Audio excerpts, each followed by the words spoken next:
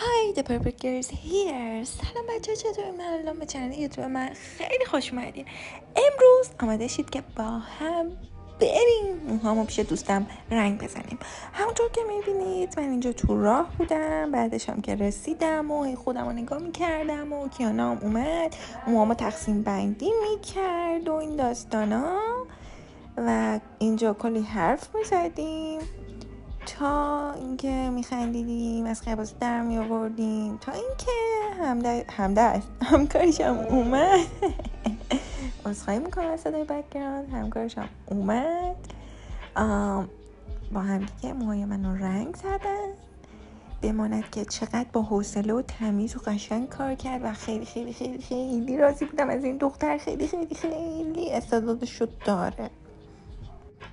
خلاصه که داشتیم کلی حرف میزدیم میخندیدیم. من این زیر داشتم خفه میشدم از گرما، چون راه اکسیژن هم داشت کم کم بسته میشد. بوی رنگم بود، همونطور که کاسه رنگ رو میبینید که همه این کاسه رو زده به سرم و من آخر سر یادم اومد.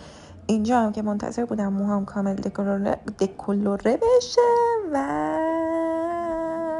بازی کیانا رو میبینید و تتویی که من برزدم. اینجا هم بگم قیر قیر قیر که دیدید. و بله ببینیم چه اتفاقی میافته. با رنگکار حرفه‌ایمون در ارتباطیم. بای بای میکنه به دوربین و میخنده معذب جلوی دوربین. اینجا هم که بعدش رفتم یه قهوه خوردم، خستگی متر کردم، البته آیستت کارمل بود. اینجا هم که من رو میبینید با رنگ موی جدیدم و خوشحال میشم نظرتون رو توی کامنت رو بگید. یه ذره خیر و فر این بر نگاه میکنم، اون بر نگاه میکنم. اینجا هم که شت خیلی اتاق شلوغه. بچه وسط اساس کشی بودیم، تازه چیز کردیم و اینا، واسه همین بک‌گراند شلوغه. وگرنه من دختر بی‌نسبی نیستم، همونطور که توی استوری قبلی دیدین.